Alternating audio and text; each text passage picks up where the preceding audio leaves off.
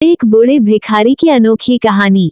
एक बार एक सेठ को धंधे में बड़ा नुकसान होने की खबर मिली। सेठ बहुत परेशान था कि तभी उसके दरवाजे पर वही भिखारी आया। गुस्से में अपना आपा खोते हुए सेठ ने उस भिखारी को पत्थर दे मारा। पत्थर लगने के कारण भिखारी का सर फूट गया और उसके सर से खून बहने लगा। फिर भी दर्द से कराहते हुए भिखारी ने इतना ही कहा, भगवान तुम्हारे पाप को माफ करे। भिखारी वहां से चला गया। सेठ सोच में पड़ गए, भिखारी को पत्थर मारा फिर भी उसने सिर्फ प्रार्थना की। सेठ का गुस्सा शांत हुआ। भिखारी का रहस्य जानने के लिए सेठ ने भिखारी का पीछा करना शुरू कर दिया। भिखारी जहां जहां जाता सेठ उसके पीछे जाता। सेठ ने देखा कि कोई उसको खाना देता, कोई उसको मारता, कोई अपमानित करता तो कोई गाली देता। लोग भिखारी के साथ चाहे जैसा व्यवहार करते, लेकिन भिखारी सबके लिए एक ही प्रार्थना करता, भगवान तुम्हारे पाप माफ करें। अब रात होने को आई थी।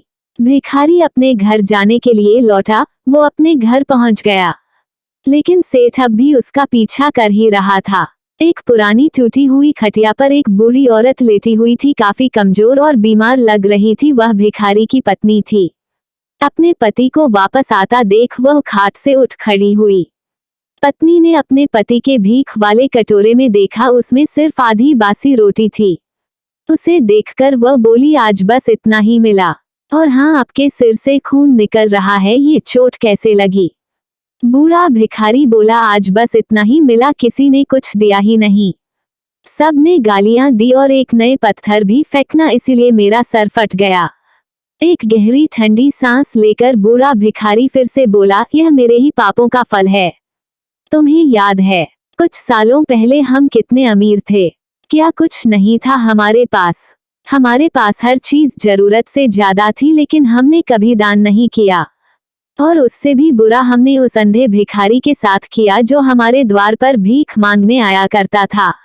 बूढ़ी पत्नी की आंखों में आंसू आ गए। वह बोली, हाँ, हम उस बेचारे अंधे के साथ बहुत बुरा करते थे। उसका अपमान करते थे, उसे खाने के लिए रोटी की जगह कागज दिया करते, उसका मजाक उड़ाया करते और कभी कभी मारा भी करते। मैंने कभी उसको रास्ता नहीं दिखाए। एक बार मैंने उसके मुंह पर मिट्टी भी फेंकी थी और वो हमेशा दुखी होकर यही कहता कि भगवान तुम्हें तुम्हारे किए की सजा देगा, भगवान तुम्हारे पापों की सजा जरूर देगा। उसका श्राप सच हुआ और हम इस दुख भरी जिंदगी में आ गए। भिखारी बोला, हाँ, उसका श्राप सच हुआ, इसलिए मैं किसी को बदुआ नहीं देता। चाहे कोई मेरे साथ कैसा भी बर्ताव करे, मैं हमेशा उसके लिए प्रार्थना करता हूँ। मैं नहीं चाहता कि कोई भी हमारे जैसे जिंदगी का अनुभव करे, किसी को भी हमारे जैसे दुखों का सामना करना पड़े। वो नहीं जानते कि वो कितना बड़ा पाप कर रहे हैं, इसलिए अनजाने में हुए पाप की ऐसी सजा किसी को भी मिले, मैं नहीं चाहता। सेठ वहीं पर छुपकर यह सारी बातें सुन रहा था। अब उसे सब कुछ समझ में आ गया था। भिखारी और उसकी पत्नी ने वह आधी रोटी मिल बांटकर खाई और भगवान को धन्यवाद बोलकर सो गए। अगले दिन बड़ा भिखारी फिर से भीख मांगने गया। सेठ के घर के पास जाते हैं। सेठ ने पहले से गरम रोटी या उसके लिए निकाल कर रखी थी। उसे देते हुए सेठ विनम्रता से बोला, माफ कर दीजिए बाबा, उसे बहुत बड़ी गलती हो गई। बूढ़ा भिखारी बोला, भगवान तेरा भला करे। इतना कहकर वह आगे निकल गया।